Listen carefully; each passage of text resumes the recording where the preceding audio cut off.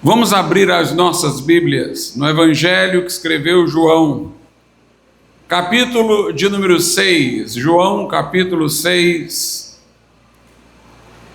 onde nós leremos os versículos de números 39 e 40. Evangelho de João 6, versículos de números 39 e 40. Diz assim: E a vontade do Pai que me enviou é esta, que nenhum de todos aqueles que me deu eu perca, mas que o ressuscite no último dia. Porquanto a vontade daquele que me enviou é esta, que todo aquele que vê o Filho e crê nele tenha a vida eterna, e eu o ressuscitarei no último dia. Podeis assentar. A concentração da mensagem dessa noite está no verso 40. O 39 foi lido porque ele vai dar mais expansividade à verdade.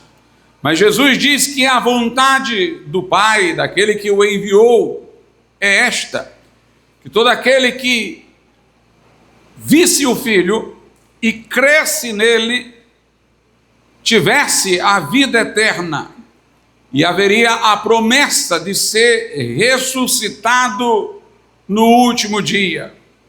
Meus irmãos, veremos primeiramente como ler um versículo como esse isoladamente poderia entender aquilo que Jesus está dizendo de uma maneira muito simplista. Mas nós acreditamos que a Bíblia deve ser interpretada pela Bíblia. Cada versículo carrega inúmeros outros versículos consigo. Traz embutidas verdades que estão em muitas outras passagens da Bíblia. Cada versículo tem a Bíblia toda por trás. E quando nós interpretamos a Bíblia pela Bíblia, nós conseguimos ver inúmeras coisas contidas, subtendidas no verso 40, que sua leitura isolada não nos permitiria ver. Primeiramente, eu quero destacar o seguinte fato. Aqui se fala: porquanto a vontade daquele que me enviou é esta, que todo aquele que vê o Filho e crê nele tem a vida eterna, e eu o ressuscitarei no último dia. O que seria ver o Filho? Note que Filho está com letra maiúscula. Filho aqui significa a filiação divina de Jesus. Ele declarava-se Filho de Deus de maneira única e singular. Apregoava ser o Filho unigênito de Deus, o único que compartilhava a essência do Pai. Não era filho num sentido simbólico, analógico, mas em sentido maximamente próprio. Jesus é gerado do Pai não em um dia determinado no tempo histórico, mas eternamente gerado. Distinto do Pai em pessoa, ele é um com o Pai em divindade. Ele disse: eu e o Pai somos um.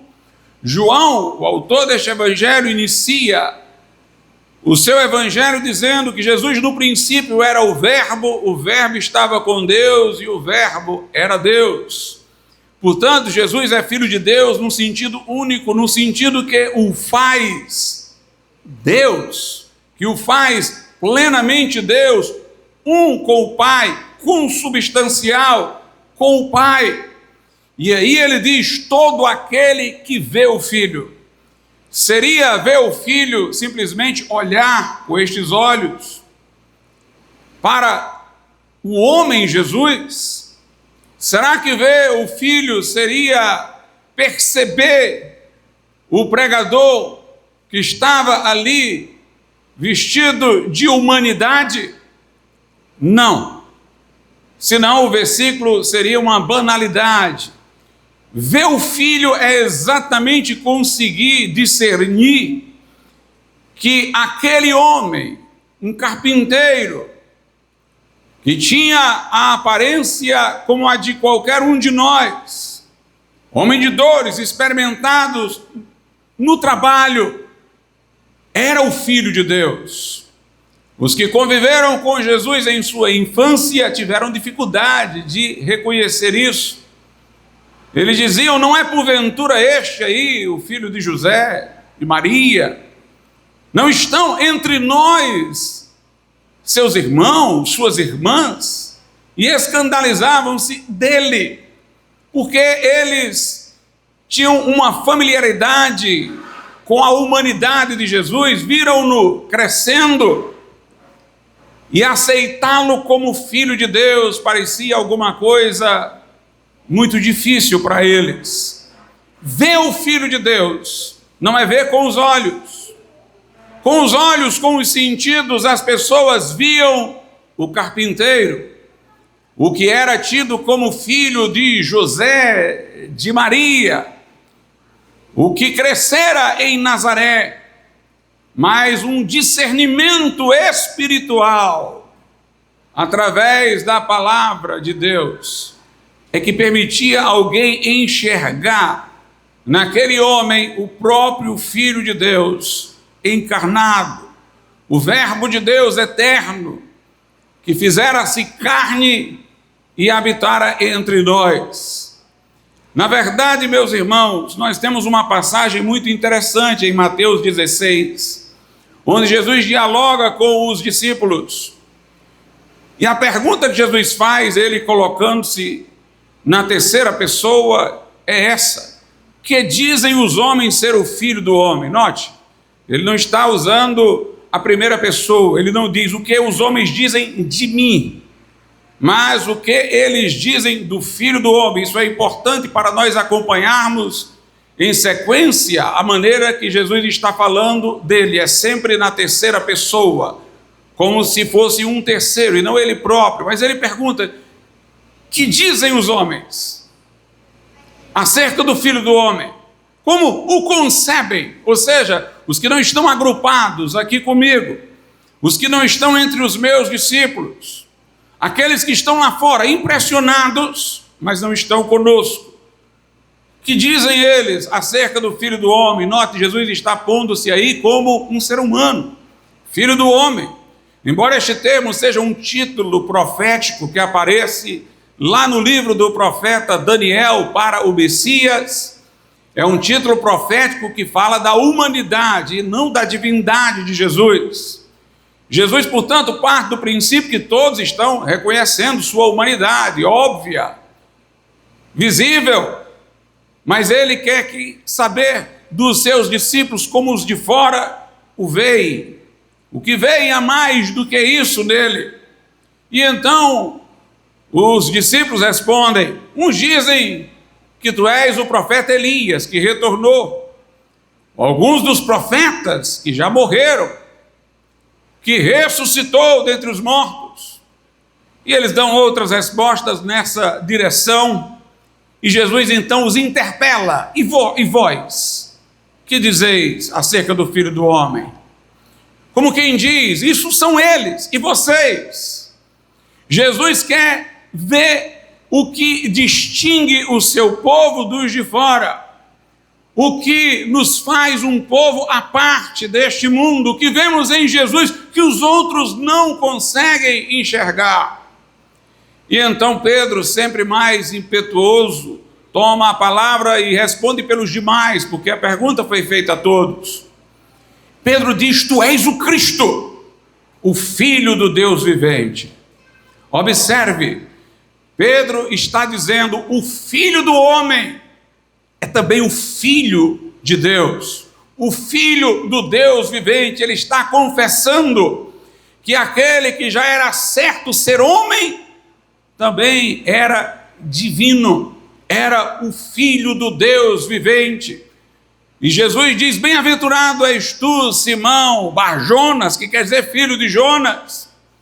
Quem te revelou isso não foi carne ou sangue, ou seja, não foi olhando para a minha aparência, não foi os elementos físicos da minha composição que te fizeram enxergar isso.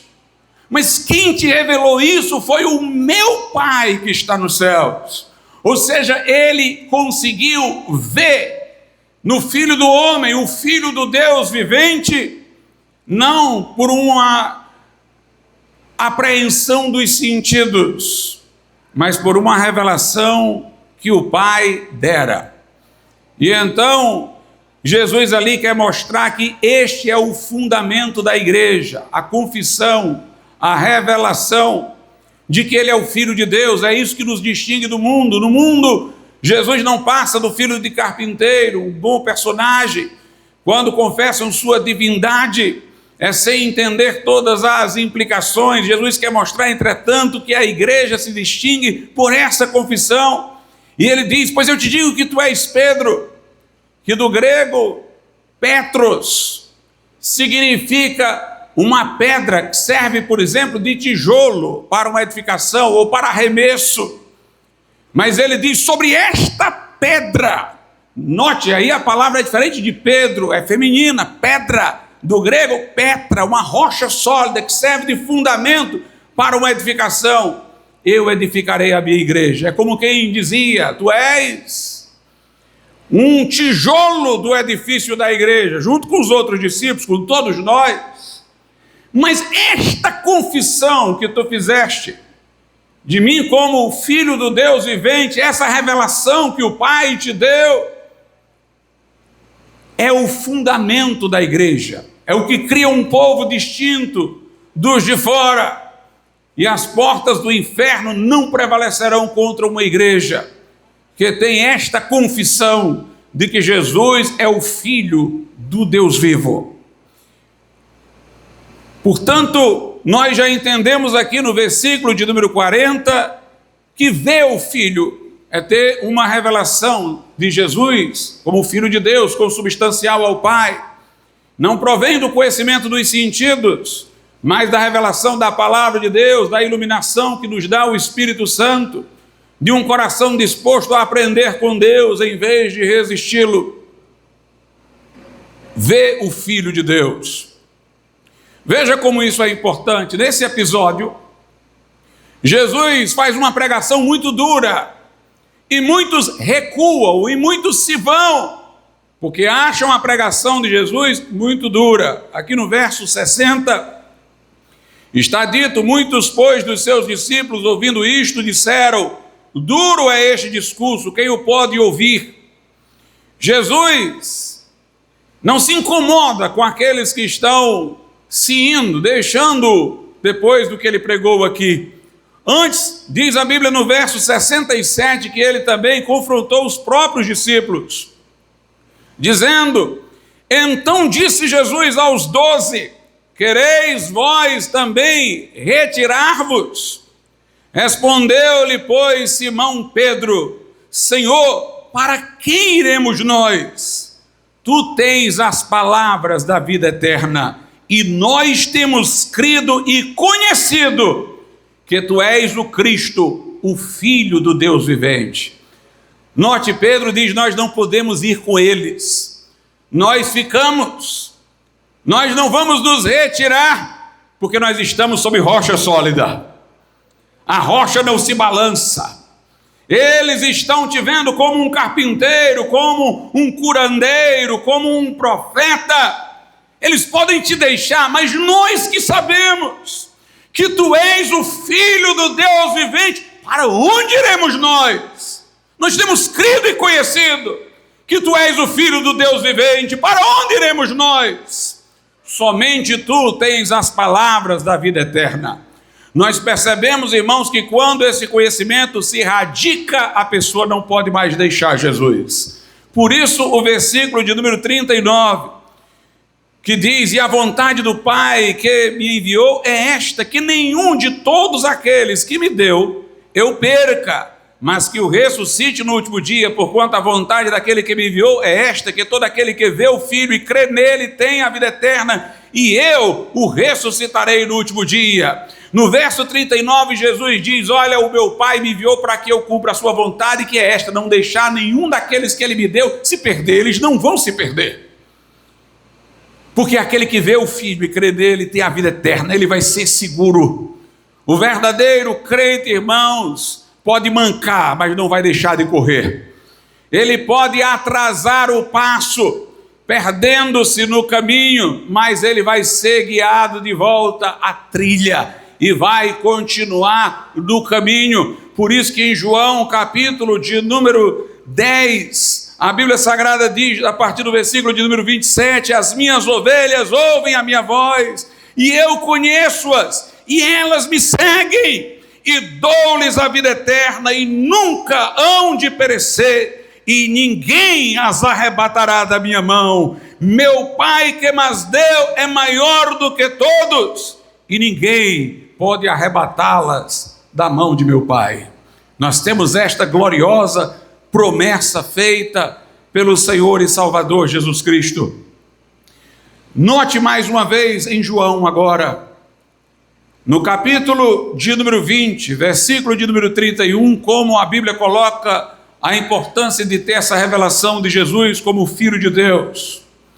João 20, 31, João diz acerca do evangelho que escreveu: estes, porém, foram escritos, os relatos que ele traz, para que creais que Jesus é o Cristo, o Filho de Deus, e para que crendo tenhais vida em seu nome. Se você prestar atenção, tem duas fés aqui mencionadas. Uma é infraestrutura, a outra é superestrutura. Uma é base, a outra é edificada sobre a primeira. A primeira é uma fé intelectual, é fruto da revelação. É alguém que vê que Jesus é o Filho de Deus. Estes, porém, foram escritos para que creais que Jesus é o Cristo, o Filho de Deus. Não é crer em Jesus, é crer que Ele é o Filho de Deus. Mas depois ele diz, e para que crendo, aí é um crendo no gerúndio, é um movimento de fé. Tenhais vida em seu nome, quer dizer, em sua pessoa. Não é apenas da informação de que Ele é Filho de Deus, mas vida em seu nome. Eu creio que Jesus é o Filho de Deus e crendo eu fui receber vida na sua pessoa. Eu me uni pela fé à sua pessoa. São dois momentos, por isso que lá em João 6,40 diz, para que todo aquele que vê o Filho é aquele que crê que Jesus é o Filho de Deus. Crê na informação. E crer em Jesus não é o crer que, é o crer em, na pessoa dele. Tem a vida eterna, e aqui diz, para que creais que Ele é o Filho de Deus, e para que crendo, vocês tomem vida eterna, recebam vida eterna na sua pessoa.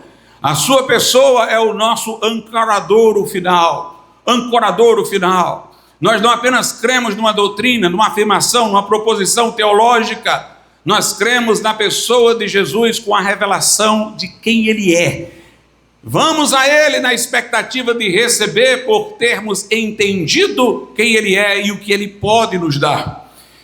Nós percebemos aqui, irmãos, que o Evangelho de João sozinho já era suficiente para alguém ser salvo, porque João diz, estas coisas foram escritas para que creais, que Jesus é o Cristo, o Filho de Deus, e para que crendo tenhais vida em seu nome. Logo, nós percebemos que a salvação é unicamente por graça mediante a fé, porque João não fala de penitência, João não fala de obras nem de purgatório, João não fala de culto aos santos, invocação de Maria, submissão à Papa. Ele fala apenas de ir a Jesus, crer em Jesus, entregar a vida a Jesus. Então, se alguém pode ser salvo somente com o Evangelho de João, não precisa de nada das superstições romanistas para que seja salvo. Precisa saber quem é Jesus e ir a Ele e crer nele. Jesus disse à mulher samaritana, se tu soubesses quem é esse que está falando contigo, o próprio Cristo. Ou seja, se ela soubesse que Ele era o Filho de Deus, mas não bastaria isso. Tu lhe pedirias, e Ele te daria a água viva.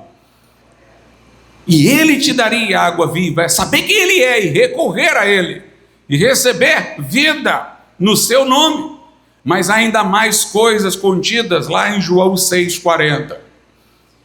Por que nós precisamos crer que Jesus é homem e Deus em uma só pessoa? Porque isso é necessário para entendermos o seu sacrifício. Na verdade, João dá por certo que este que está reconhecendo Jesus como Filho de Deus, creu no seu sacrifício expiatório por nós lá na cruz. Na verdade, nós precisamos crer na dupla natureza de Jesus. Ele é homem e Deus, para que nós possamos entender o que ele fez na cruz. Como homem, Jesus poderia morrer por nós, nos representar. E ele o fez. Ele tinha que ser um homem isento das sequelas do pecado, por isso seu nascimento não veio na linha horizontal, por uma relação sexual entre os seus progenitores. Mas o seu nascimento, sua geração veio por uma intervenção vertical do Espírito Santo, que gerou o corpo de Jesus no ventre da Virgem Maria. Jesus, portanto, não ficou debaixo da sequência de maldição que vinha na linha horizontal de Adão para os seus descendentes. Ele foi homem sem os efeitos do pecado, mas ele foi tentado e provado, em tudo foi obediente ao Pai. O Pai, falando dele como homem, disse: está aqui o meu filho, este é meu filho em quem eu tenho me comprazido. Ele se satisfez em Jesus enquanto homem, que nascido sob a lei, em tudo obedeceu ao que estava dito na lei. Logo, ele poderia morrer em nosso lugar, não havia sentença contra ele. Ele poderia nos substituir e receber a sentença que era contra nós. Ele era um de nós para nos representar naquela cruz, o justo para morrer pelos injustos, para levar-nos a Deus. Mas para que o seu sacrifício tivesse valor infinito, eterno, ele tinha que ser filho de Deus. Tudo aquilo em que Deus está envolvido é de valor eterno. Se o Jesus que morria como homem era também Deus, aquela morte expiatória é de valor eterno. Note bem, pelo nosso pecado nós mereceríamos uma condenação eterna no inferno. Como o sofrimento de Jesus, que durou um tempo determinado, poderia ter uma eficácia de compensar uma punição tão grave que duraria por toda a eternidade e para todas as pessoas. Como uma coisa aparentemente menor poderia cobrir os efeitos de uma coisa maior. É porque Jesus é o maior ser que se pode ter, é o próprio Deus. O que ele fez naquele tempo determinado é de valor infinito, compensatório para a nossa penalidade eterna no inferno de cada um de nós. O sacrifício de Jesus é de valor inesgotável, porque ele é o Filho de Deus. Crer nele como filho, ver ele como filho, em meio à sua humanidade, que os nossos sentidos podem reconhecer, é instrumental para nós podermos chegar ao sentido do valor do seu sacrifício. Mas quando Jesus fala de crer nele, ele quer que nós venhamos a ele crendo que ele é o Filho de Deus, mas que morreu em nosso lugar. Que creiamos no seu sacrifício. Veja nesse sermão de João 6 o que ele continua dizendo. Lá no verso 48 ele diz assim: eu sou o pão da vida.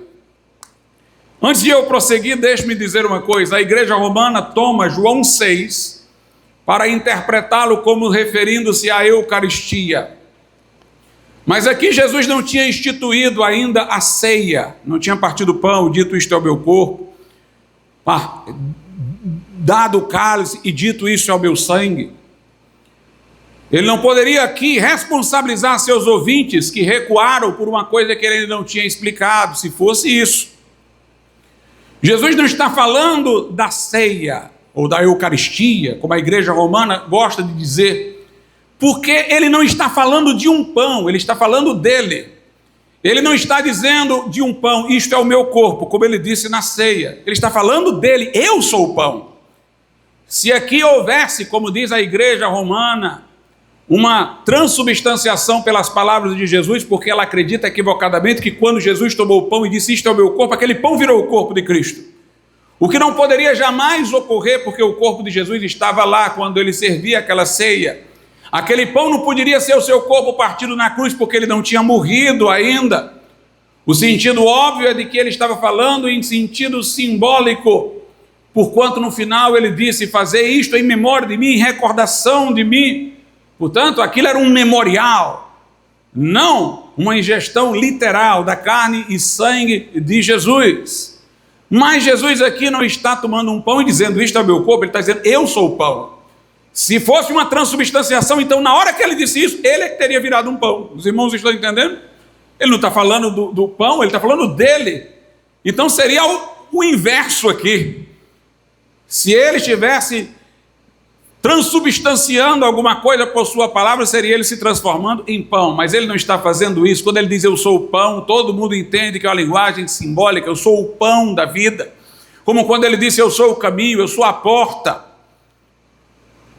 e tantas outras coisas acerca de si que ele falou em linguagem metafórica. Mas quando ele diz eu sou o pão, ele está testemunhando da humanidade dele, está se referindo ao seu corpo. Veja o versículo 51. Eu sou o pão vivo que desceu do céu, indicando que seu corpo, portanto, não veio de composição terrena, nem do sêmen de José, nem do óvulo de Maria. O pão, que é o seu corpo, veio do céu por intervenção do Espírito Santo. Eu sou o pão vivo que desceu do céu. Se alguém comer deste pão, viverá para sempre. O pão que eu der é a minha carne, que eu darei pela vida do mundo. O seu sermão é acerca do seu sacrifício. Portanto, é preciso que creiamos que ele é homem e Deus, para que creiamos que o seu sacrifício tem a representatividade humana, onde o inocente pagou pelo culpado, e tem o valor infinito, porquanto ele é Deus, mas ele está falando de seu sacrifício. Agora leia o versículo de número 54. Quem come a minha carne e bebe o meu sangue tem a vida eterna, e eu o ressuscitarei no último dia. Compare o 54 com o 40 que lemos. Eu vou ler lado a lado. Vou ler o 54 primeiro. Quem come a minha carne e bebe o meu sangue tem a vida eterna, e eu ressuscitarei no último dia. O 40. Porquanto a vontade daquele que me enviou é esta, que todo aquele que vê o Filho e crê nele tem a vida eterna, e eu o ressuscitarei no último dia. Veja, ele atribui dois efeitos: ter a vida eterna e ser ressuscitado no último dia. No versículo 40, a vê-lo como filho de Deus e crer nele, e no versículo 54, a comer a sua carne e beber o seu sangue. Do que eu deduzo que comer a sua carne e beber o seu sangue é crer nele. O que fica evidente também no versículo de número 35, onde ele disse, Jesus lhes disse, eu sou o pão da vida, aquele que vem a mim não terá fome, quem crê em mim nunca terá sede. Mas note, crer nele é se apropriar do seu sacrifício. Quando ele disse eu sou o pão, tem que comer a minha carne, beber o meu sangue, quer dizer, vocês têm que se apropriarem do que eu fiz na cruz. Eu vou entregar o meu corpo por vocês na cruz, mas vocês têm que se apropriar disso para ter a vida eterna e serem ressuscitados no último dia. Logo, crê no versículo 40 em Jesus para ter a vida eterna e ser ressuscitado no último dia, é crer que ele é um ser humano sem pecado, o pão que desceu dos céus, é crer que ele é também filho de Deus, para que o sacrifício que ele fosse fazer na cruz fosse de valor infinito, e o crer nele como filho de Deus importa crer que ele deu a sua vida pelo mundo, entregou sua carne, seu corpo na cruz por todos nós. Crer nele é se apropriar do seu sacrifício, é como simbolicamente ingerir o seu corpo e o seu sangue, é tomar posse do que ele fez lá na cruz do Calvário. Então note, se eu lesse o versículo 40 isoladamente, quanta coisa errada eu iria entender, iria achar que ver era só percebê-lo fisicamente, que crer que ele é o Filho de Deus era só admitir que ele era divino, mas na verdade nós estamos vendo aqui que crer que ele é o Filho de Deus é crer que ele é homem e Deus em uma só pessoa, é crer que ele é homem sem pecado, o pão que desceu do céu, é crer que naquela cruz ele entregou-se por nós, e é se apropriar de seu sacrifício pela fé, confiar na sua pessoa para a nossa salvação. Digo-vos mais, crer no versículo 40, que Jesus é o Filho de Deus, envolve crer na sua ressurreição física ao terceiro dia. Diz a Bíblia Sagrada em Romanos que Jesus comprovou ao mundo ser Filho de Deus quando ele foi ressuscitado. Aí todo mundo teve uma prova de que o que ele dizia sobre si era verdadeiro. Romanos 1, A partir do verso de número 1 diz assim: Paulo, servo de Jesus Cristo, chamado para apóstolo, separado para o evangelho de Deus, o qual antes prometeu pelos seus profetas nas santas escrituras, acerca de seu filho que nasceu da descendência de Davi segundo a carne, declarado filho de Deus em poder, segundo o Espírito de santificação, pela ressurreição dos mortos, Jesus Cristo nosso Senhor. Na ressurreição ele foi declarado filho de Deus. Portanto, crer nele como filho de Deus é crer que aquele homem também era filho de Deus para tornar o seu sacrifício de valor infinito. É crer que, sendo ele filho de Deus, ele não ficou retido pela morte, mas ressuscitou ao terceiro dia para proclamar ao mundo que ele era quem ele dizia ser, o Filho de Deus. Nós, portanto, cremos em Jesus Cristo, admitindo o homem Deus em uma só pessoa, homem justo, santo, nascido pelo poder do Espírito Santo, divino para eternizar tudo quanto fosse fazer, e que aquela morte na cruz foi pelos nossos pecados e para nos resgatar. Nós, pela fé, nos apropriamos de sua morte, no sentido metafórico, comemos sua carne, bebemos o seu sangue, confiamos que ele está vivo, porquanto na ressurreição foi que ele manifestou a sua glória como Filho de Deus. Quem confia em Jesus, compreendendo isso, é que tem a vida eterna.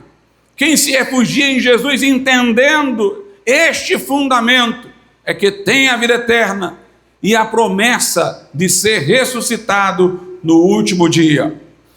Mas alguns dizem assim: pastor, quando a gente morre, o que acontece com a nossa alma, com o nosso espírito? Há alguns que acreditam erradamente que quando alguém morre, a alma também entra na inconsciência. A alma fica dormente, ou até cessa de existir com a morte física. Adventistas do sétimo dia defendem isso. Testemunhas de Jeová defendem isso. E alguns, considerados hereges aqui e acolá nos meios evangélicos, que aparecem com doutrinas particulares, também defendem esta doutrina equivocada, de que com a morte física cessa a consciência da alma e do espírito. Para estas pessoas, a única promessa que Jesus fez foi a da ressurreição futura, física. Então eles entendem que ao morrer não vão ter nada depois da morte, mas vão ficar aguardando a ressurreição física, que somente acontecerá mais adiante, no porvir. Se nós prestarmos atenção, estas pessoas têm uma visão materialista. Uma vez conversando com um adventista do sétimo dia, eu perguntei a ele: se a alma não subsiste ao corpo, o que é a alma para você? Ele disse: é o cérebro. Se a alma é o cérebro, então ela é uma maquinaria orgânica. Logo, eu não posso nem dizer que esta pessoa tem liberdade. Ele não percebeu, mas a visão do homem que ele tem não é muito diferente da de Karl Marx. Apenas ele adiciona uma promessa de ressurreição, mas ele é materialista. Ele não consegue ver existencialidade no homem senão corpórea, ignorando tantas passagens da Bíblia que distinguem em nós um homem interior e um exterior. A Bíblia diz que enquanto o homem exterior se corrompe, o interior se renova dia após dia. Paulo diz que nós temos um homem interior que tem prazer na lei de Deus e que luta com as disposições e inclinações do corpo. Lá em Romanos 7, nós temos uma passagem, segundo aos Coríntios 12, que Paulo diz que foi arrebatado em espírito até o paraíso. Aí ele diz: se no corpo ou fora do corpo, eu não sei. Logo, Paulo está admitindo que ele pode ter sido arrebatado de seu corpo e tenha estado no paraíso. porque ele diz que foi arrebatado ao terceiro céu, ao paraíso, e ele diz que não sabe como isto aconteceu, se foi no corpo ou fora do corpo. Então ele está admitindo que seu espírito pode subsistir à vida física. Quantas passagens nos Salmos nós encontramos onde o salmista diz: porque te inquietas dentro de mim, ó minha alma. Nós temos, portanto, irmãos, uma alma que se distingue do nosso corpo, e que, pelo que Paulo disse, quando supôs que possa ter sido arrebatado até o terceiro céu em espírito, pode subsistir a vida física. Aliás, João também foi arrebatado em espírito e viu coisas que nos relatou no livro do Apocalipse. Vamos ver, entretanto, irmãos, sobre isso à luz do versículo 40 que estamos estudando. Os adventistas do Testemunho de Jeová dizem, estão vendo aqui nesse versículo, não fala nada de vida após a morte. Fala de ressurreição, diz assim: porquanto a vontade daquele que me enviou é esta, que todo aquele que vê o Filho e crê nele tem a vida eterna, e eu o ressuscitarei no último dia. E eles dizem, se existe vida depois da morte, porque Jesus não falou como uma promessa aqui, ele falou, se crê vai ter a vida eterna, e eu vou ressuscitá-lo no último dia. Porque, meus irmãos, Jesus falou, simplesmente porque ele falou. Eles é que não conseguem ver. Quando Jesus disse, aquele que crê tem a vida eterna. Não é terá, não, tem a vida eterna. Obviamente, se ela é eterna, não pode ser interrompida pela morte. Na Bíblia, morte significa separação. Antes de sermos crentes, estávamos mortos em delitos e pecados. Como diz Paulo aos Efésios, estávamos separados da vida de Deus. Por isso, embora fisicamente vivos, estávamos espiritualmente mortos. O corpo separado do espírito, diz Tiago, está morto. Quando o espírito sai do corpo, o corpo morre. Quando o espírito de Deus se ausenta do espírito humano, este homem está espiritualmente morto.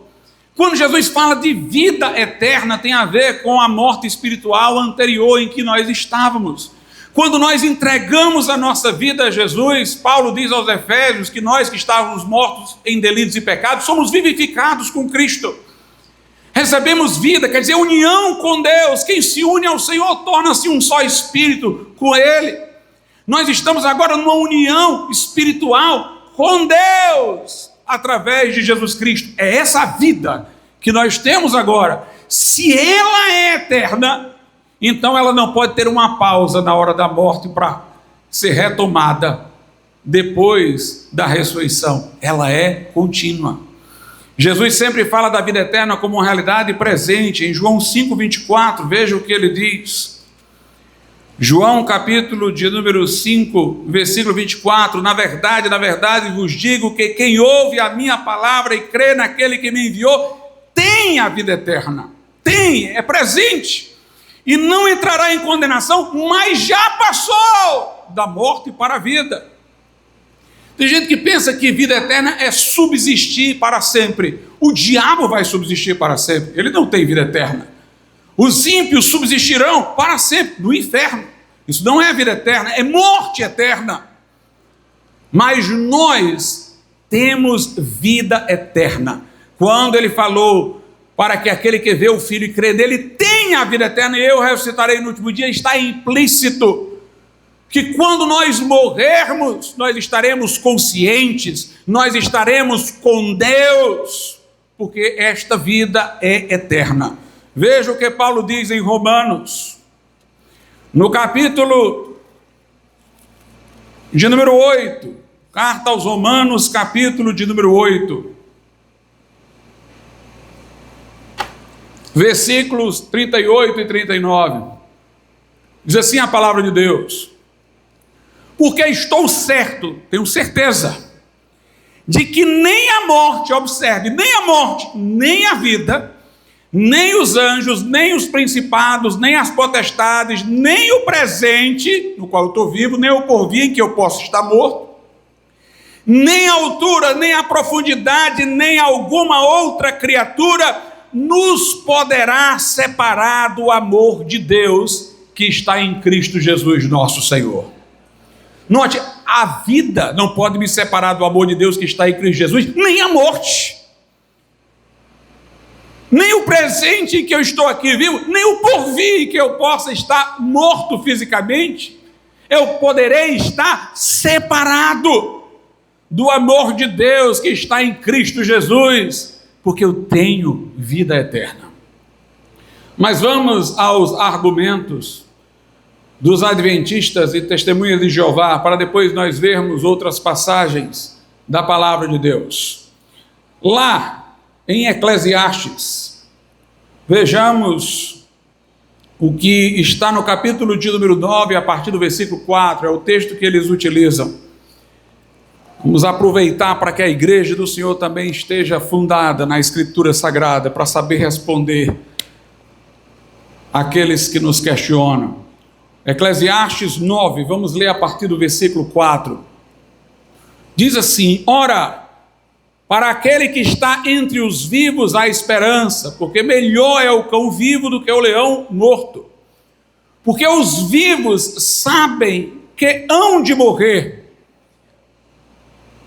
9:4, agora o 5, Eclesiastes. Porque os vivos sabem que hão de morrer, mas os mortos não sabem coisa nenhuma, nem tampouco terão eles recompensa, mas a sua memória fica entregue ao esquecimento.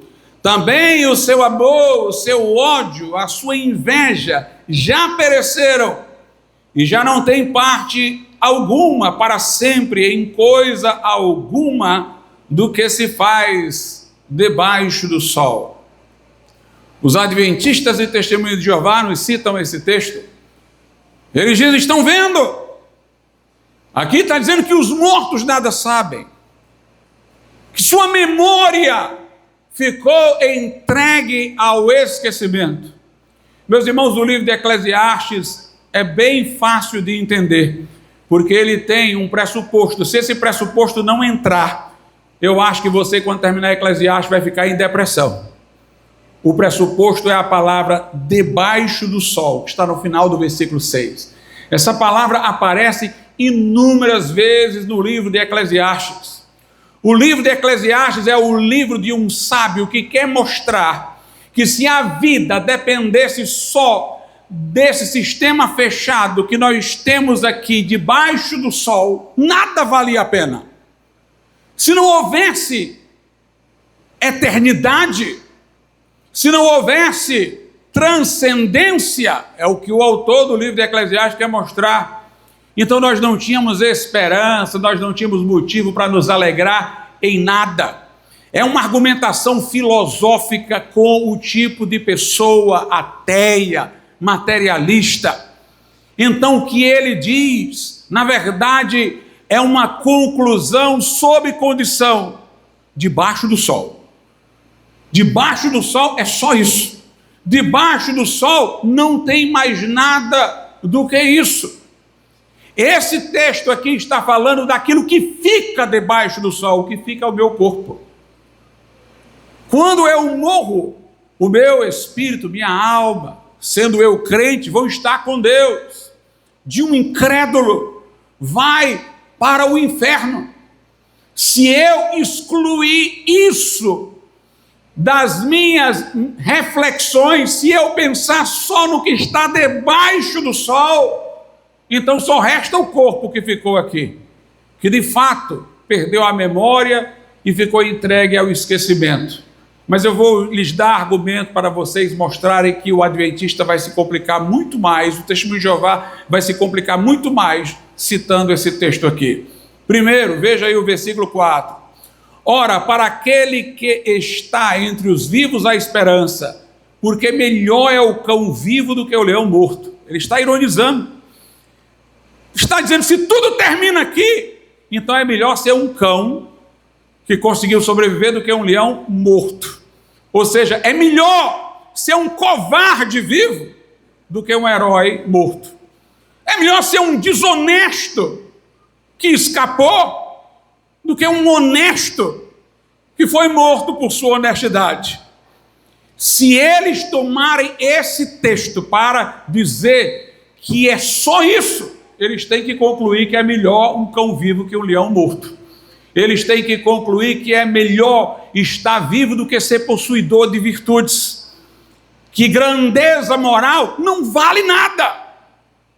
Porque é isso que o autor está dizendo. Se tudo se reduzir aqui, então é melhor ser um pobre coitado que ainda está vivo do que ter qualquer coisa boa e já está morto. Agora vamos para o versículo de número 6.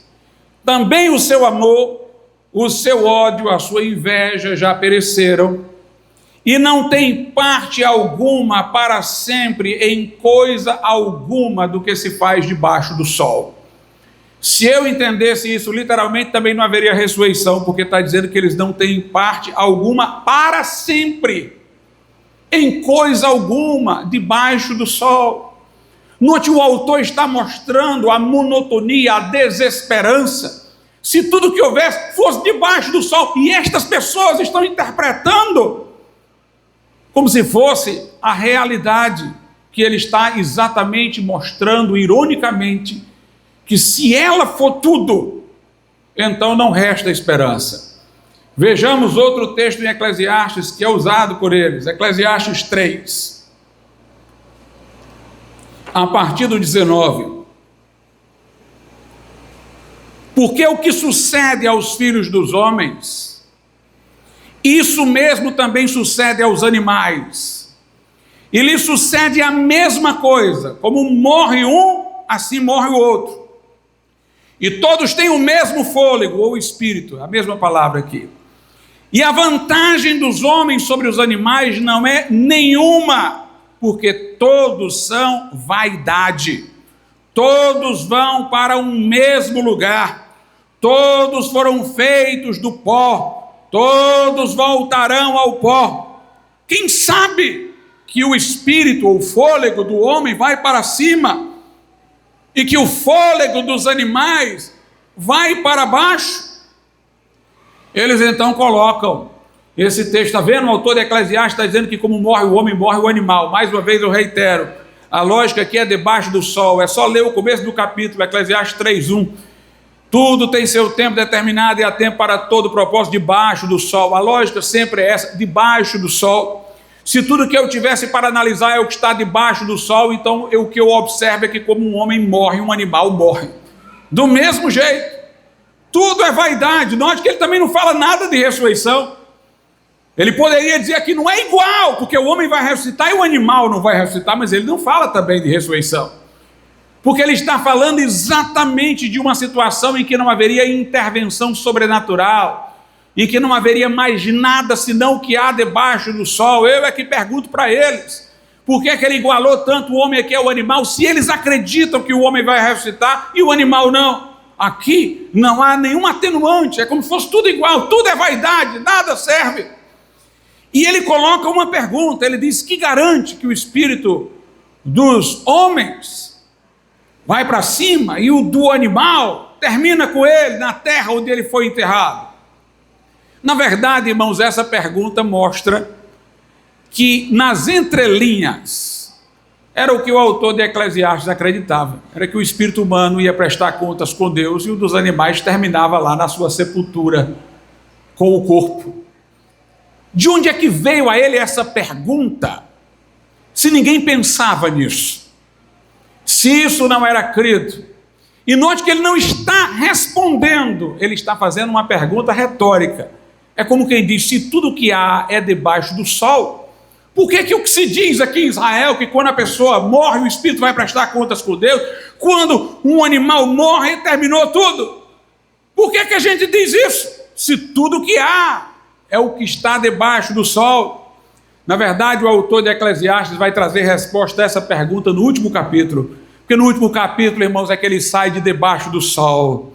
e vai falar que o que vale a pena é uma vida com Deus. Por exemplo, Eclesiastes 12:1, é o último capítulo, ele diz: lembra-te também do teu Criador nos dias da tua mocidade, antes que cheguem os maus dias, quer dizer, a velhice, e cheguem os anos dos quais vem a dizer, não tenho contentamento. Quer dizer, o que vale a pena é tu te lembrares do teu Criador, porque aqui vai envelhecer. Olha o verso 6, antes que se rompa o cordão de prata, é uma alusão analógica à morte, e se quebre o copo de ouro, e se despedace o cântaro junto à fonte, e se quebre a roda junto ao poço, e o pó volte à terra como era, note, e o espírito volte a Deus que o deu. Portanto, quando nós morrermos, o espírito vai voltar para prestar contas com Deus, vai ser diante de Deus julgado. A resposta à pergunta ele dá aqui no final, quando ele vai dizer o que vale a pena. Veja aí como ele está falando do que vale a pena, versículos 13 e 14, os dois últimos.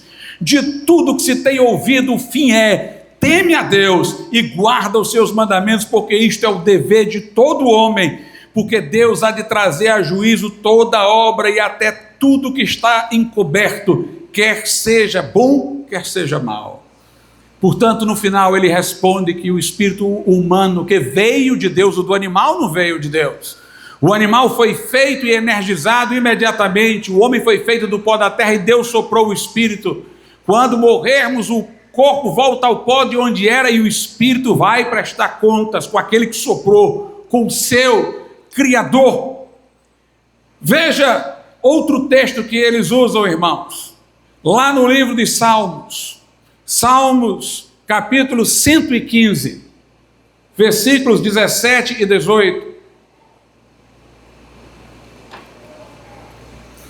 Diz assim: os mortos não louvam ao Senhor, nem os que descem ao silêncio, mas nós bendiremos ao Senhor desde agora e para sempre. Louvai ao Senhor. Ele cita o versículo 17, ele diz, está vendo? Não tem ninguém no céu louvando a Deus, não. Os mortos não louvam ao Senhor, diz o versículo 17, nem os que descem ao silêncio. Está referindo-se ao corpo, irmão. O que morre aqui é o corpo, o que desce ao silêncio da sepultura é o corpo. Agora, quer ver como os crentes que já morreram estão louvando a Deus no céu? Olha o versículo 18.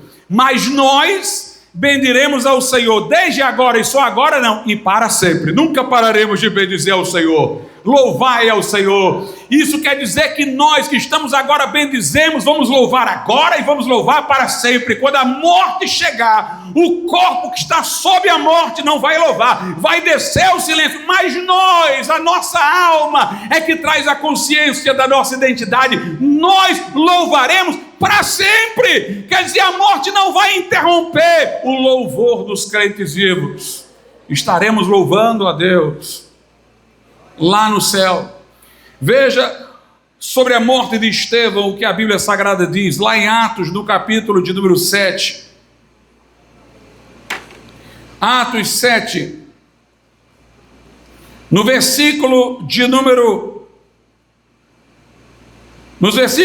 55 e 56, diz assim: mas ele, Estevão, que foi o primeiro mártir cristão, Atos 7, 55, mas ele, estando cheio do Espírito Santo, fixando os olhos no céu, viu a glória de Deus e Jesus que estava à direita de Deus, e disse: eis que vejo os céus abertos, e o Filho do Homem que está em pé, à mão direita de Deus.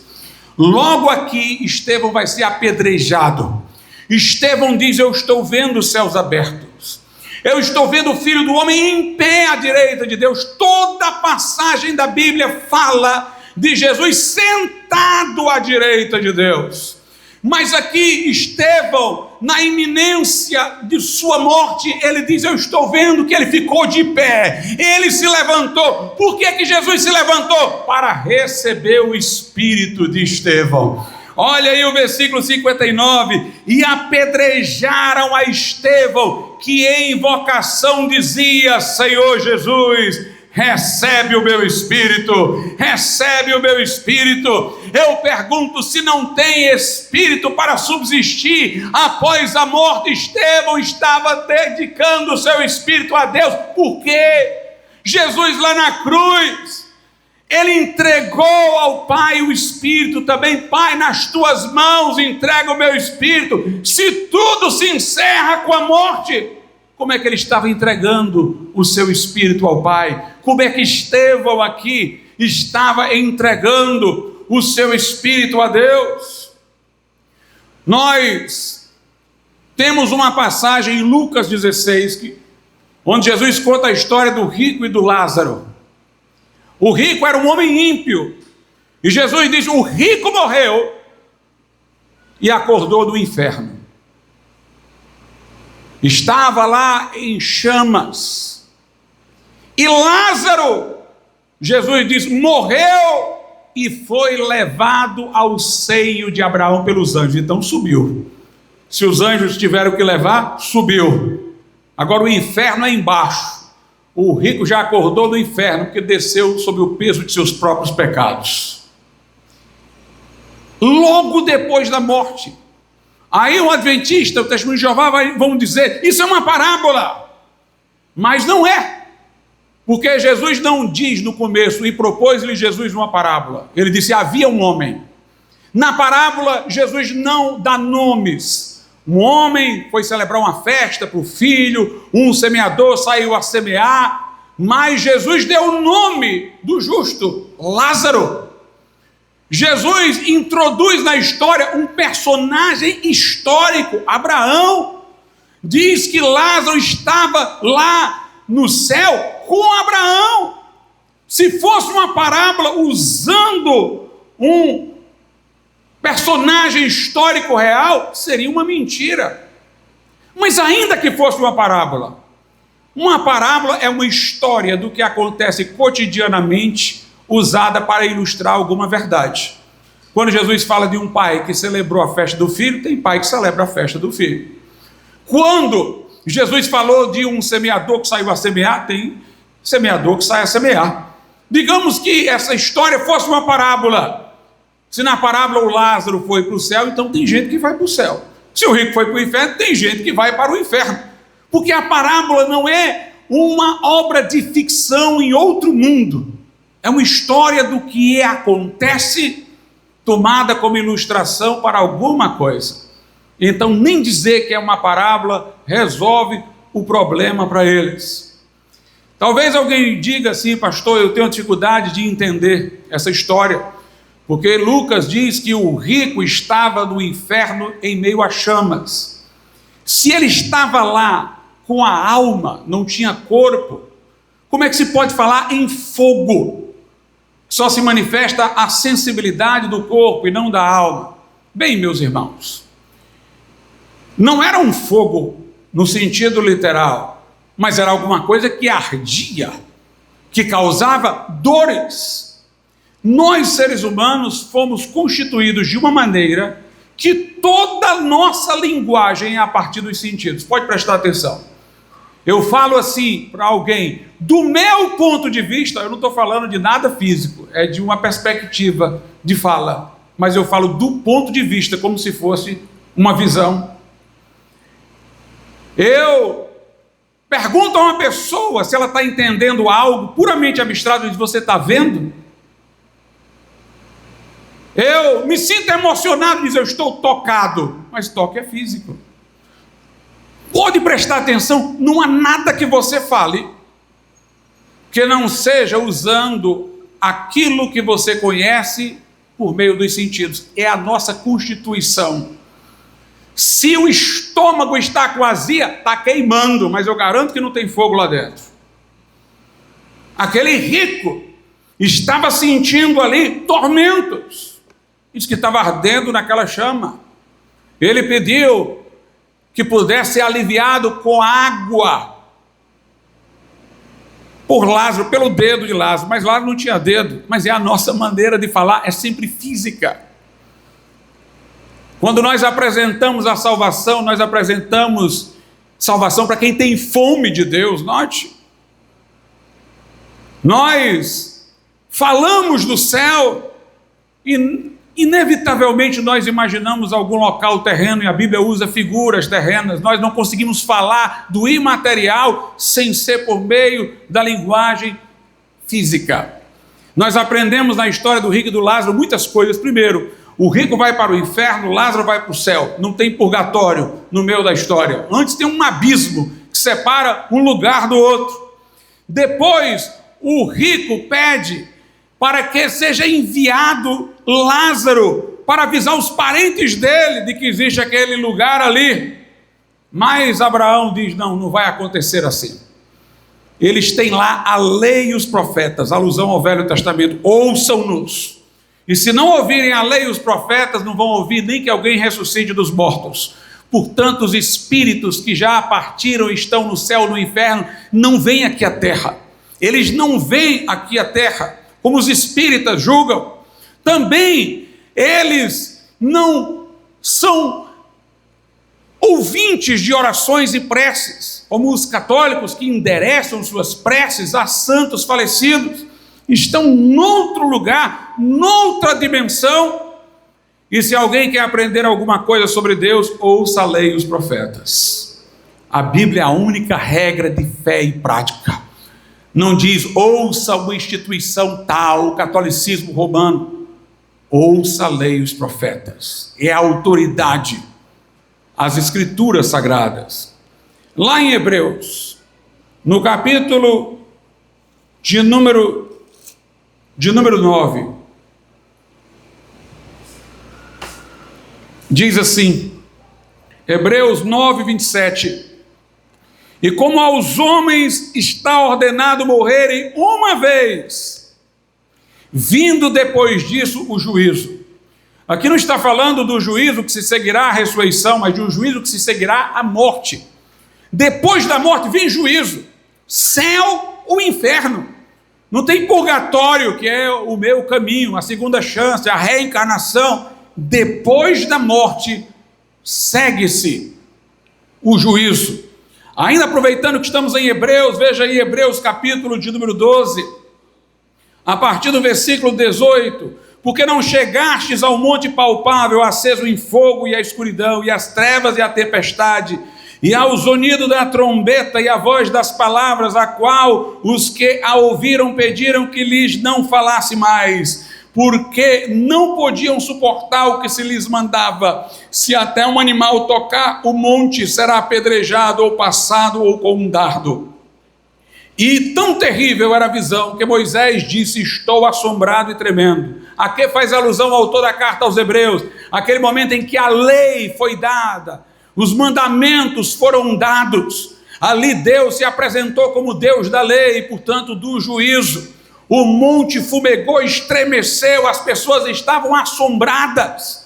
Mas agora nos chegou o evangelho da graça, da salvação. Por isso que o autor da carta está dizendo, vocês não estão indo na direção daquele monte que tremulou, que fumegou, da lei, da advertência, do juízo. Vocês estão indo para outro monte, que é de salvação. Versículo 22, mas chegastes ao monte Sião, alusão ao céu, e à cidade do Deus vivo, a Jerusalém celestial, e aos muitos milhares de anjos, a universal assembleia, igreja dos primogênitos que estão escritos nos céus, e a Deus, note, o juiz de todos, e aos espíritos dos justos aperfeiçoados. O céu, irmãos, para onde agora estamos dirigidos, onde há Jerusalém celestial, é lá onde estão os espíritos dos justos aperfeiçoados, os que morreram, seus espíritos estão lá. E o verso 24 continua, e é a Jesus o mediador de uma nova aliança, e ao sangue da aspersão que fala melhor do que o de Abel.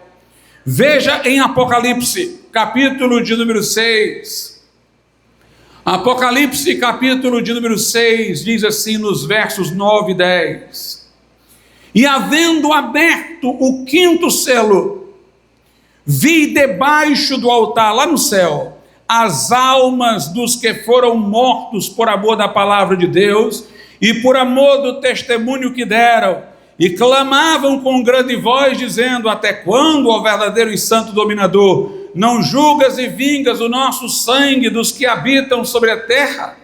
Então João viu as almas dos que foram martirizados, na verdade que serão martirizados na grande tribulação. Ele viu estas almas lá no céu, fazendo até uma indagação a Deus, mostrando que tinham consciência. E pasmem, irmãos, os católicos usam esse versículo para defender a intercessão de santo, mas esses mártires não estão pedindo por ninguém.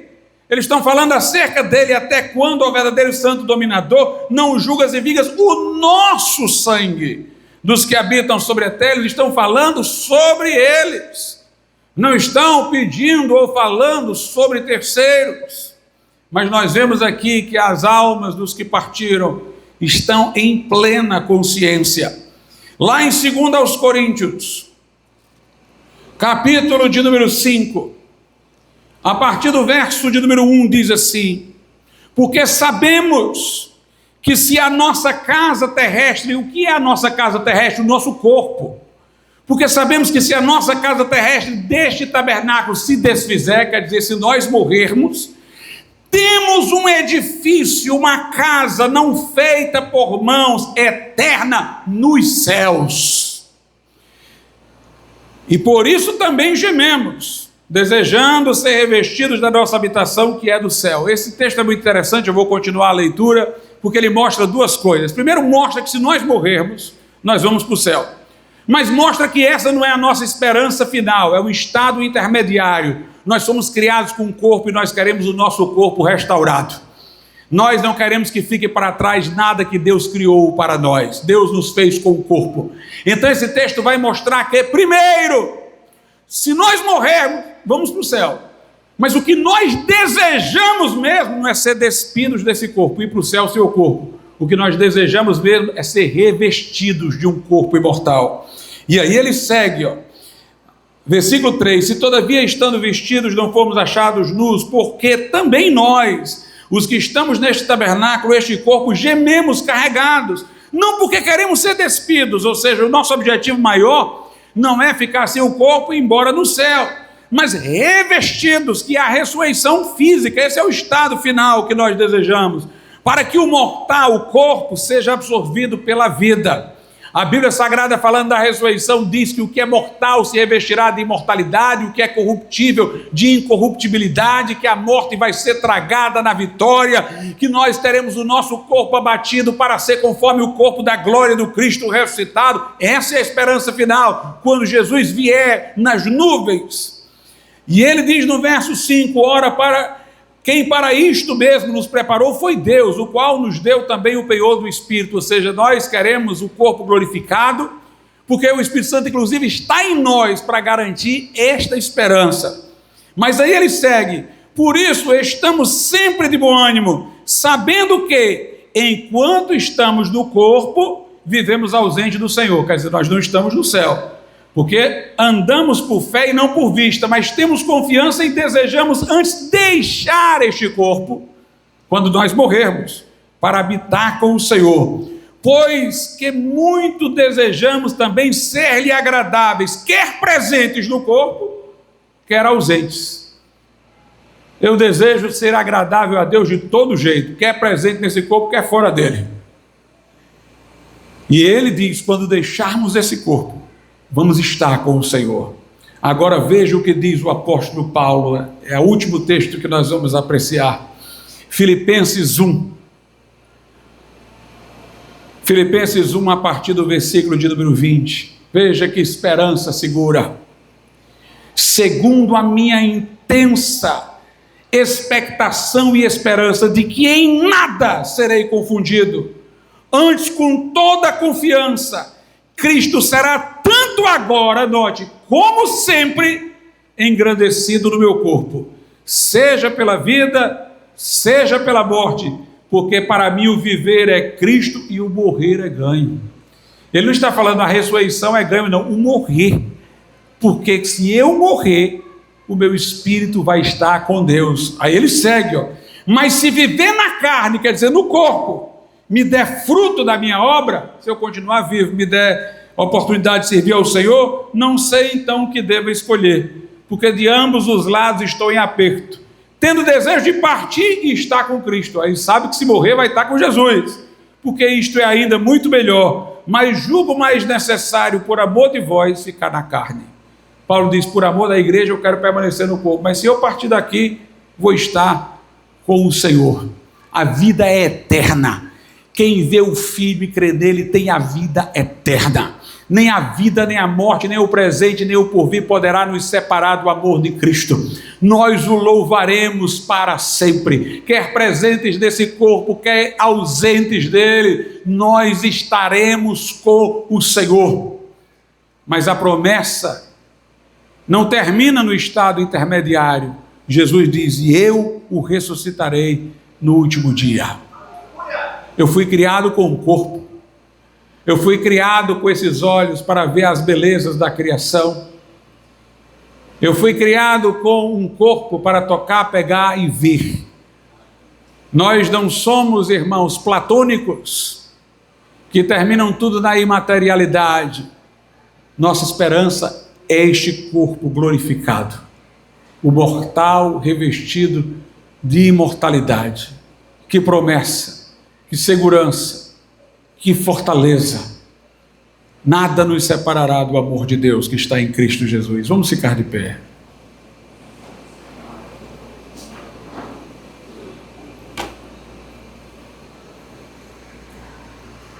Soberano e altíssimo Deus, nosso Pai, nós te louvamos e te agradecemos por tua bendita palavra, Senhor, pelas verdades que nela são reluzentes, pela esperança, promessa que nela nós encontramos.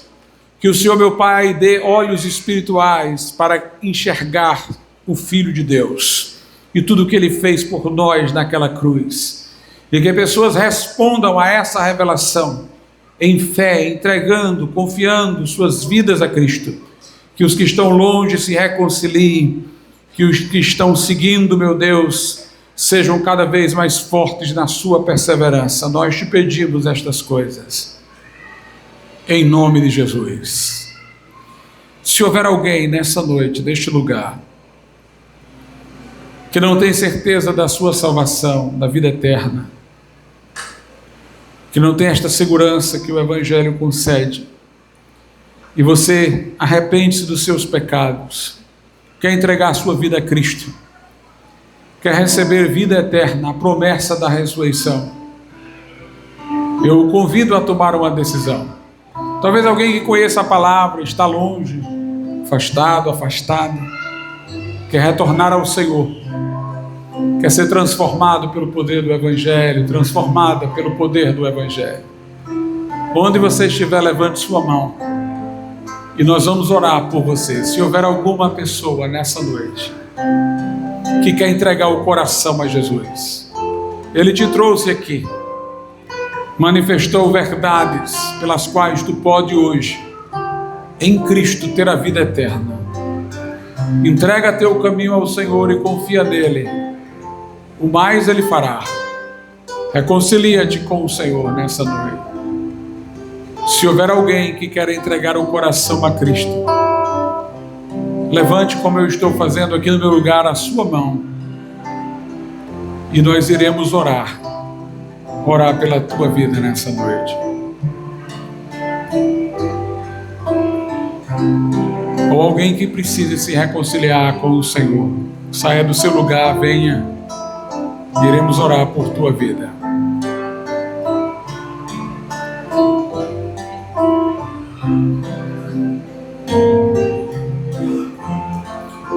Amém. Podeis assentar, irmãos, somente os breves avisos.